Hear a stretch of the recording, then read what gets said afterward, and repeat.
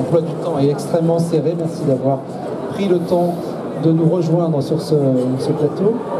Jacqueline Gouraud, vous êtes ministre auprès du ministre d'État, ministre de l'Intérieur. Vous travaillez donc de manière très étroite avec Gérard Collomb. Et vous comptez aussi à votre actif une très longue expérience de terrain. Vous avez été pendant 25 ans maire de la chaussée Saint-Victor dans le Loir-et-Cher. Vous avez été aussi conseillère générale, conseillère régionale, présidente d'une communauté d'agglomération. Vous êtes par ailleurs toujours sénatrice du Loir-et-Cher. La liste de vos fonctions est très longue, mais je ne résiste pas à l'envie de préciser que vous avez eu un métier directement lié à notre débat d'aujourd'hui, puisque vous avez enseigné pendant 25 ans l'histoire-géographie, et vous étiez professeur au lycée général Sainte-Marie à Blois. C'est bien ça? Absolument. Je me suis bien renseigné. Tout est bon. Alors pour commencer... Non, ça bouge, c'est tout. Voilà, tout va bien, tout va bien. Ça descend pas plus bas, je pense. Voilà. Pour commencer, j'ai envie de vous poser une question, de vous demander notamment à l'élu de terrain que vous avez été pendant longtemps, ce que l'enseignement catholique, avec ses 2 millions d'élèves, apporte au territoire. Bonjour, Marie-Amélie. Ce qu'elle apporte, je dirais, c'est la participation à l'école de la République, tout simplement. Les écoles catholiques qui ont un contrat avec l'État participent au développement de l'éducation sur l'ensemble du territoire français, au même titre, bien sûr, que l'enseignement public. Et elles jouent un rôle, alors plus ou moins important selon les régions d'implantation, bien évidemment, mais elles jouent un rôle important, y compris dans les quartiers difficiles, y compris dans les zones rurales.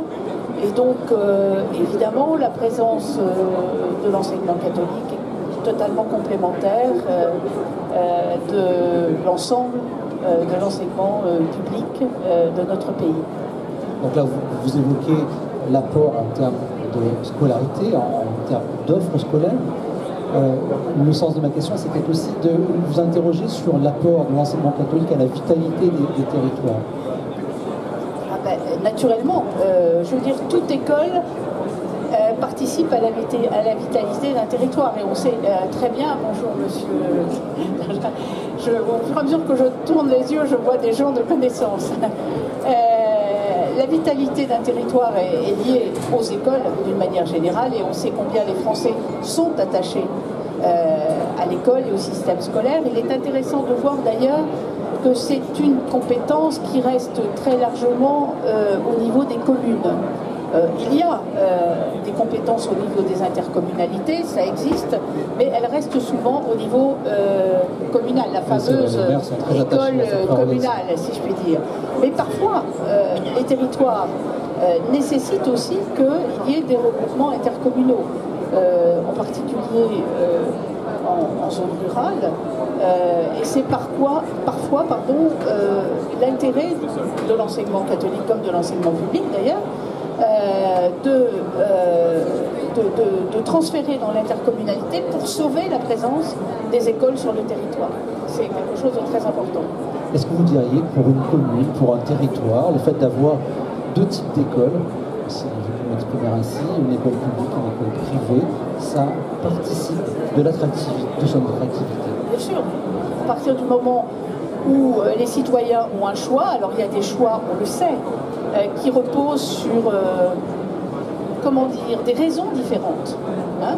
Il y a des raisons, je dirais, d'appartenance à une religion, mais il y a aussi la recherche parfois de pédagogie qui sont différentes, qui sont renommées dans un secteur, et donc ça participe bien sûr du choix de nos concitoyens.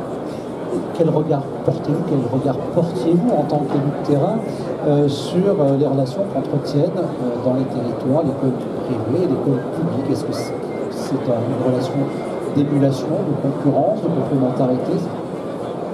Ça dépend beaucoup des hommes et des femmes qui sont à la tête des institutions, des écoles, etc. Vous savez, moi quand j'étais enseignante, vous l'avez rappelé, au lycée Sainte-Marie de Blois, j'enseignais en classe terminale.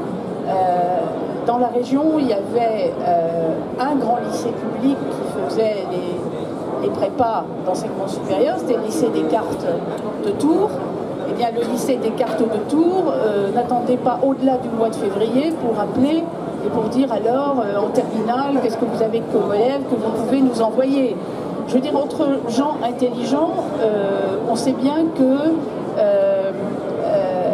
les vieilles histoires, je dirais, de lutte fratricide entre les écoles publiques et les écoles privées catholiques sont complètement dépassées. Et je suis d'ailleurs heureuse que le ministre, mon collègue ministre de l'Éducation nationale, ait très tôt pris position après sa prise de fonction pour préciser combien le rôle de l'enseignement catholique était complémentaire en France de l'enseignement public. Alors, on sait qu'il existe de grandes disparités d'un territoire à l'autre, d'une commune à l'autre.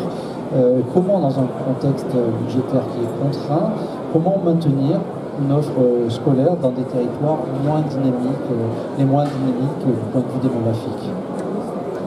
Je ne vais pas entrer dans le détail. Pascal Balmand qui remue la tête, on va lui donner la parole après. Je ne vais pas entrer dans le détail maintenant, parce que chacun sait que, et en dehors de toute conviction politique ou religieuse, on sait combien les mères sont attachées à leur école.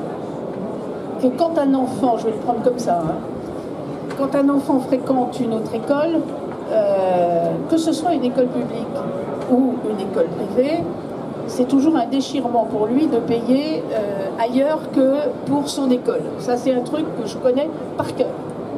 Alors, il faut faire, comme partout, beaucoup de concertation, beaucoup de pédagogie, pour essayer de faire comprendre que, d'abord, il y a des lois et des règlements. On recevra Jean-Claude Carle et deuxièmement, il y a des lois et des règlements, et il y a aussi de la pédagogie à faire pour bien faire comprendre l'intérêt partagé de tous. Je crois que c'est ça. Alors, je ne veux pas entrer dans la loi et tout ça parce que c'est très compliqué. Mais par exemple, dans notre communauté d'agglomération, nous avons essayé justement, même si nous n'avons pas la compétence école, nous avons essayé entre maires d'une même intercommunalité de faire beaucoup de pédagogie et aussi d'aligner nos positions, aussi bien entre écoles publiques qu'écoles privées. Je crois que c'est très important, on n'y arrive jamais à 100%, mais quand on y arrive à 95%, on est content quand même. Donc voilà, en tout cas, ce qu'il faut, c'est jamais prendre des postures idéologiques, parce que là, autrement, c'est...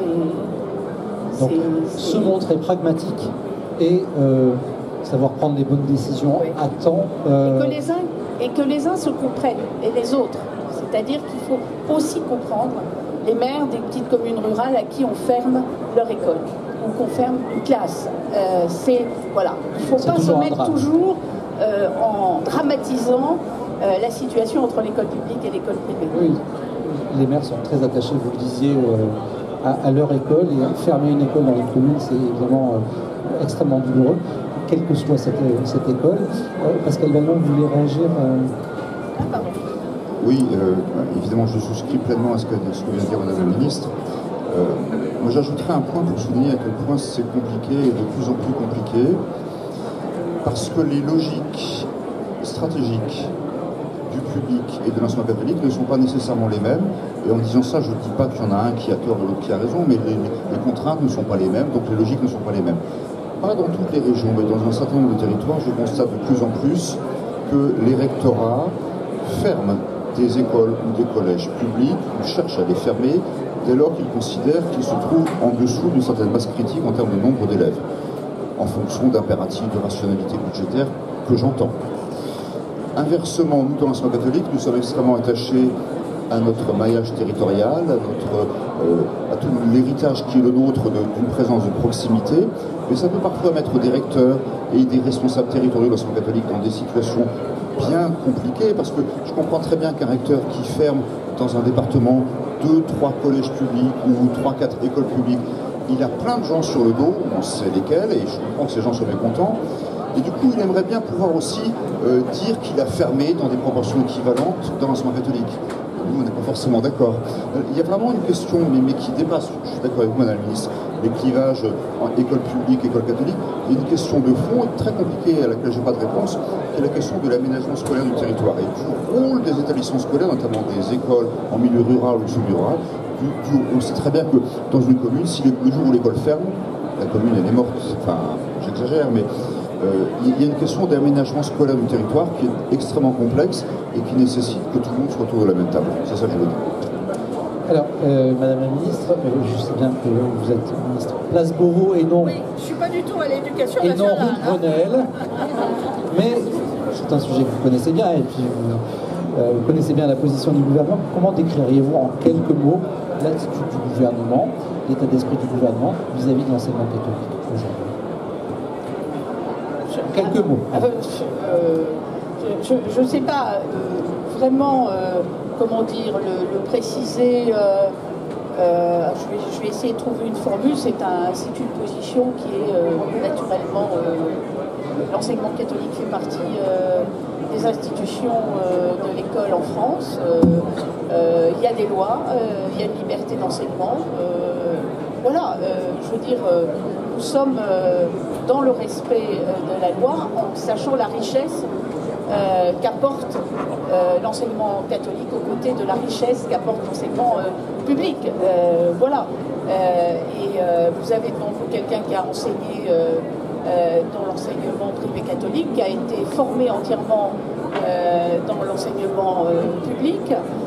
Vous avez un président de la République qui a été élève chez les jésuites, je crois, hein, si je ne me trompe pas, et qui a été aussi dans les grandes écoles publiques de la République. Je veux dire, on n'a pas de position à avoir par rapport à l'enseignement catholique. L'enseignement catholique, c'est l'enseignement catholique. Voilà.